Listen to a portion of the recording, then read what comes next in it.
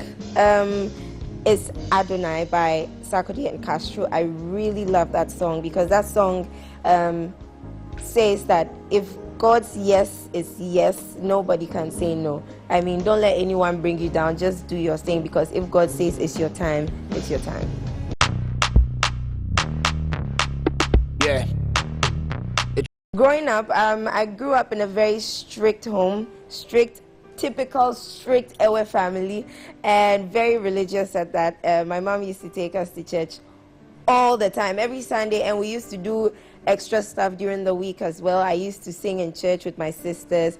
It was something we actually always looked forward to. Church was one very huge part of our lives. It still is, by the way. I have 2 sisters and I have a brother, and I'm the last born. I've been bullied around a lot, but it's fine.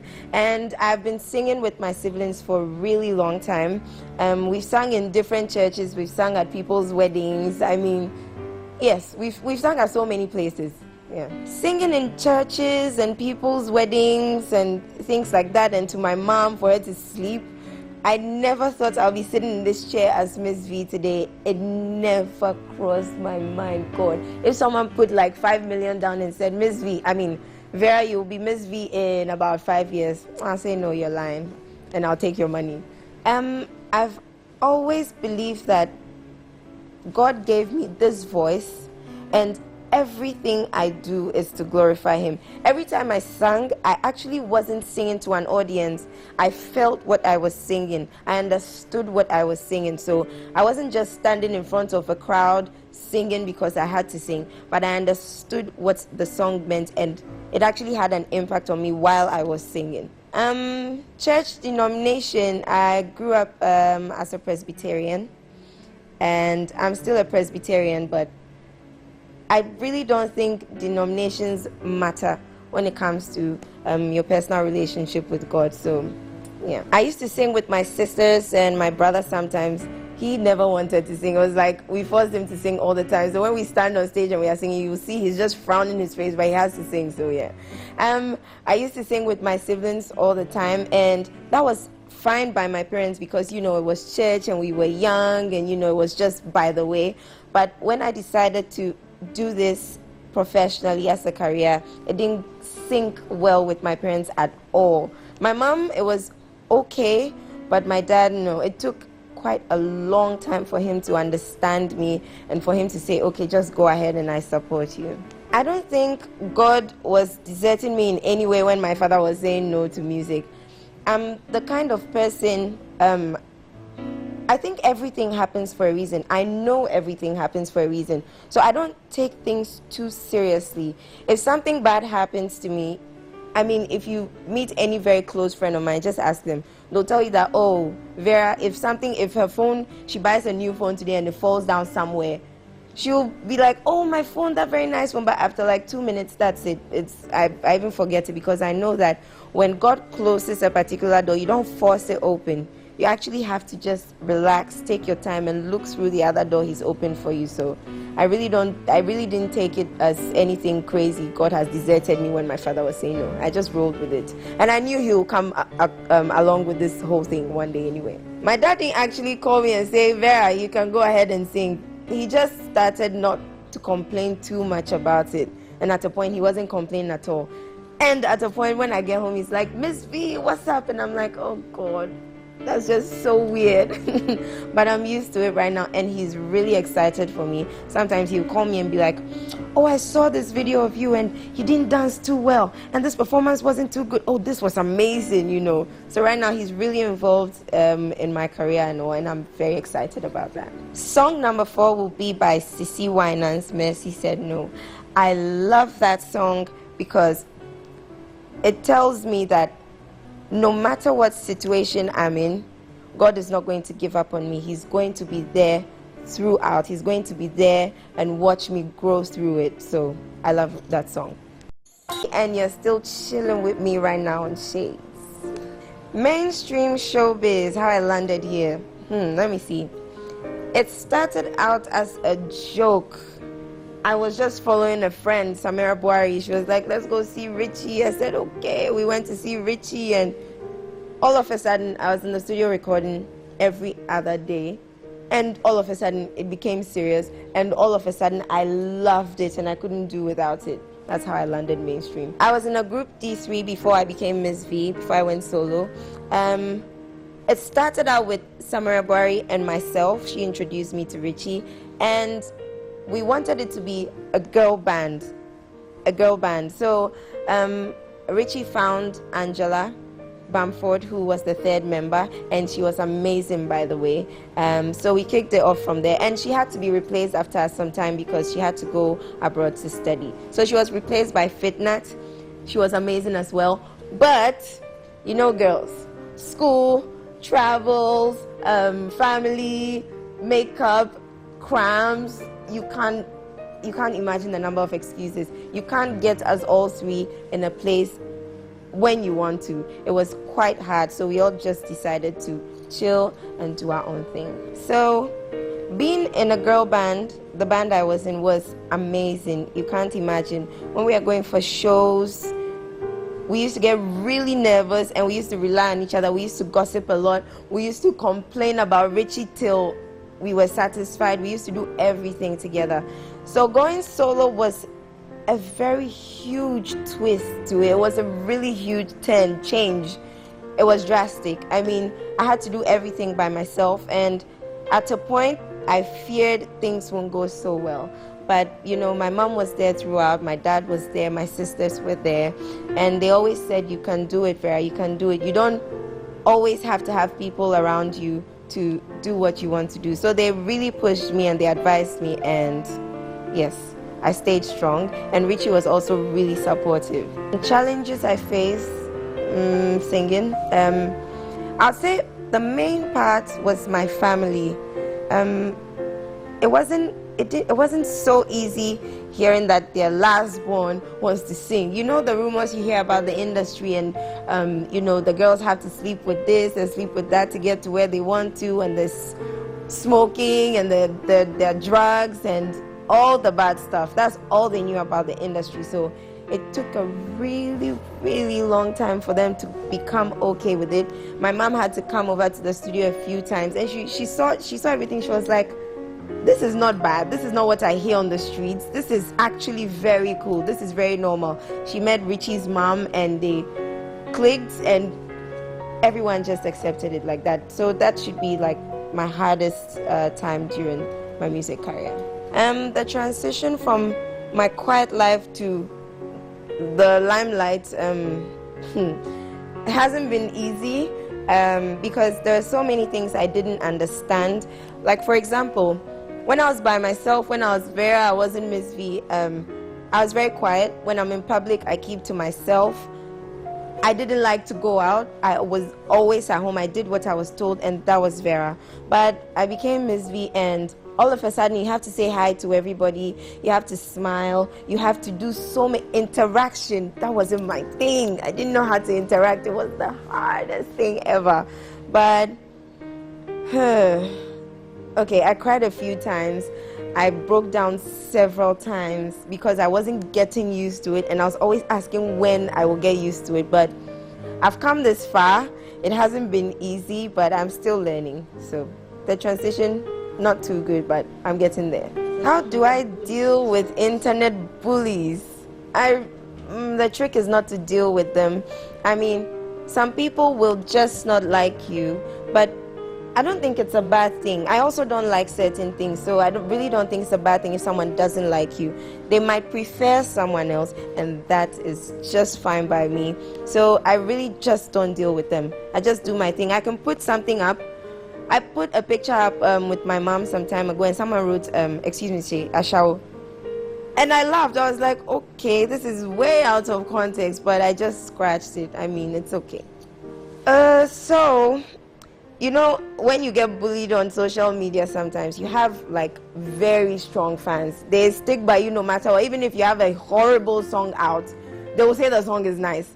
Those are the kind of people that will diss whoever is trying to bring you down on social media. So I have like very loyal fans, and they stick by me no matter what. Someone can write, like the person who wrote the Ashao, for example.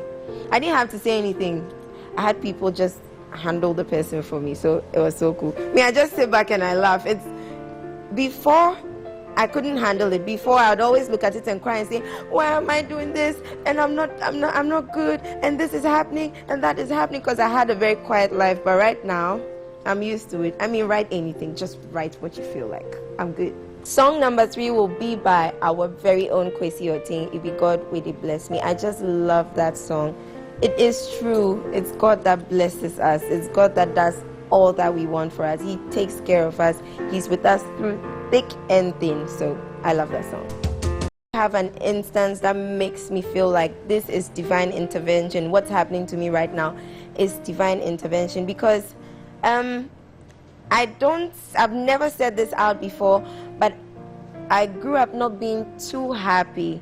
Personal reasons, but music actually made me find myself. I'm still finding myself, and it makes me happy, honestly speaking. It gives me time away from all my worries. I can sit in the studio till 5 a.m. in the morning recording, and I don't remember anything that went wrong yesterday, nothing like that. So this is definitely divine intervention. When I meet someone that says there's no God, I mean, people have their episodes. People grow from a certain point. When I hear someone saying there is no God, I don't judge. I really don't think much. I'm just thinking, okay, you'll know that God very soon. You know, when tragedy strikes or something amazing happens to you, you just get that feel. You know it's by some divine power. You know it's not by your might. So, I mean, when I hear someone saying there's no God, it's okay. The person will learn very soon. I believe in evangelism. I think evangelism is a form of therapy. I think that it's nice for you to tell someone about God, to tell someone what you know about God, to tell someone about the Bible, because you can save someone. Someone might be going through something you don't know. You don't have to know what the person is going through, but you might talk to the person. For example, just give them a sermon you heard from church on a Sunday. Like, I can be home and someone sends me their morning devotion, and it actually speaks to me about something that happened to me, and it calms me down. Evangelism is good, and I believe in it. The only form of evangelism is not moving from door to door. I don't really like the door to door thing. I'm home, I'm chilling, please don't come to my door. I don't want you to evangelize in my house. I mean, you can do social media, you can call a friend, you can do that in church. When you're sitting with your friends and you're just chilling, you can definitely evangelize. I think it's too much when you come and knock on my door and say, good evening, God bless you. From Ephesians chapter 1 verse 3 to, nah, not me. Are there temptations in the industry that threaten whatever I believe in? No, not to me. Luckily for me, I landed in the very best, most professional company, Links Entertainment, and I haven't seen anything that will threaten my, belief in God, nothing like that. They actually talk about God, whether I like it or not. Richie talks about God. Albert, who is more than a devil, excuse me to say, talks about God. Michael, they give good advice. I really haven't, no, nothing like that. And I believe that whatever happens in the industry, you hear stories, and that's when you know you have the hand of God on you, because some of the stories you hear are just not too good. And for me to be where I am today, cool, calm, collected this way, there's the hand of God on me. It's right here. How I keep grounded and not let fame get to my head. It will get to your head at a point, but you see, I have a very strict family, first of all. My mom still sends me to do all her bidding, so yeah. And I have Links Entertainment, and they do not treat me like a star. I mean, they handle me professionally, yes, but they do not. I'm just myself. I really don't know how to put this, but there is nothing that can make me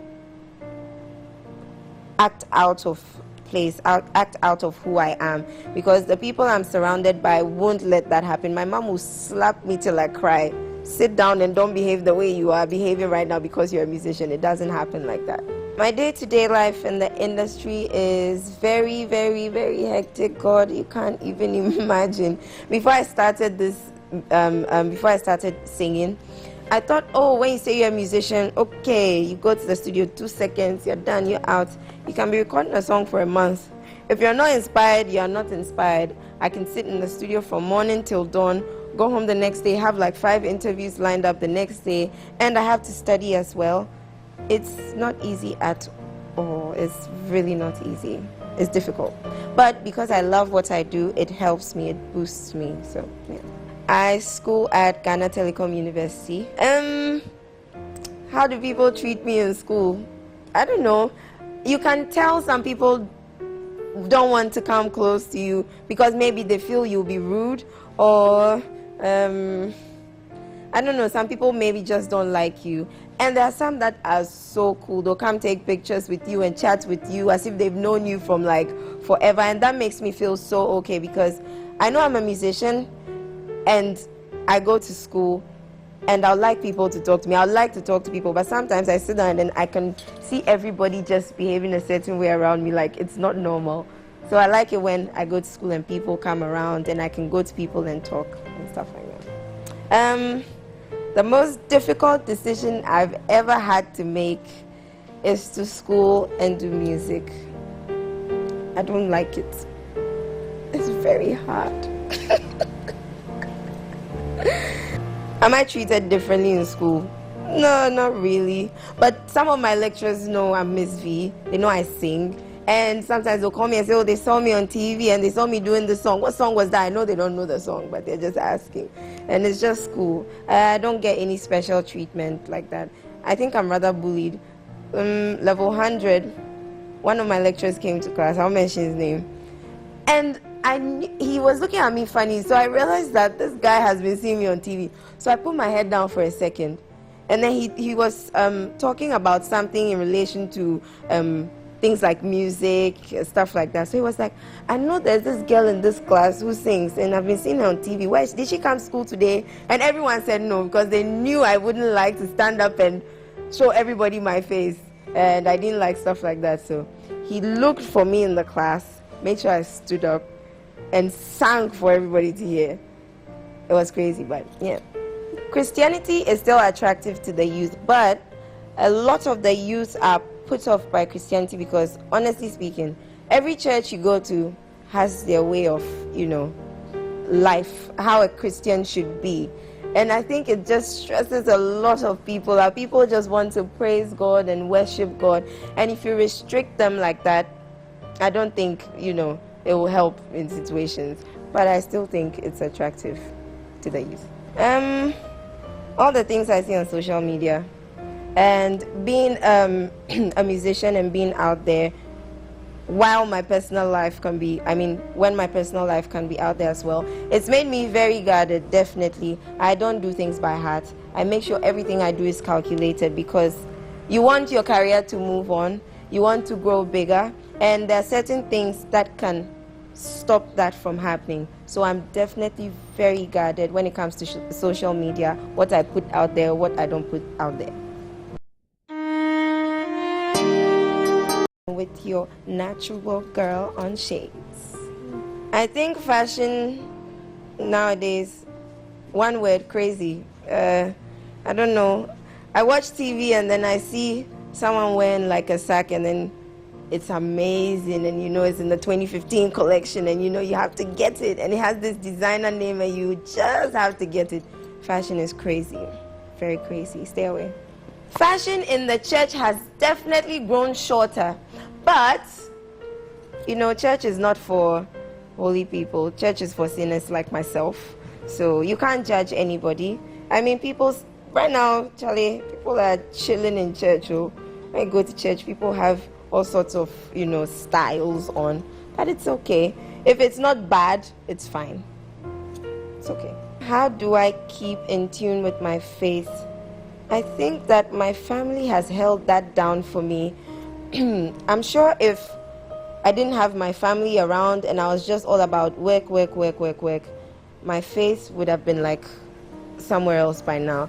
But my family keeps me grounded, and That's how I keep in tune with my faith. Which kind of people are put off for me? I'm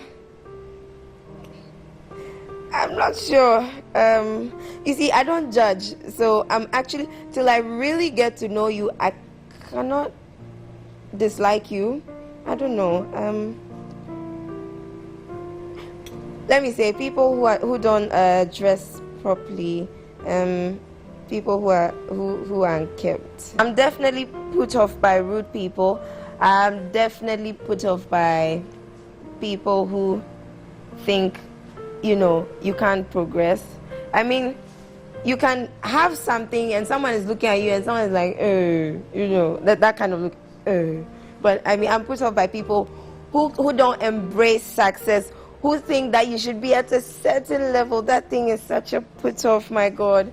I'm put off by people like that. In 5 years, where my career should be, I really can't tell, but I know it's going to be amazing because I have come this far really quick. So 5 years should be glorious. And definitely God is going to play a very huge part. He's already playing a really big part in what I am today, and I know He's going to take me there. So 5 years, me and God, we have big business to do. My advice to young people out there who want to be like I am, or who want to do something with their lives like I'm doing, you have to love what you do. You don't have to force it on yourself, or else you will not succeed. Because when you want to take even a hobby as a career, it becomes difficult. It becomes a whole different thing. So you have to love it with all your heart, because that love is what will push you in that moment when you think that you just want to stop. So you really have to love what you do. Don't force it on yourself, and be yourself. Be natural. Be yourself. My favorite quotation in the Bible should be Proverbs chapter 27 verse 1. Do not boast about tomorrow, because you don't know what will happen between now and then. I love that quotation very much. It keeps me grounded. It keeps me humble. Yeah. My number one song is from R. Kelly, Storm is Over.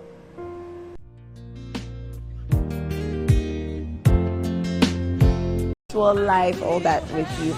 I love you guys so much. Stay blessed, and make sure you love what you do before you do it. God bless you. Tiptoe. Bye.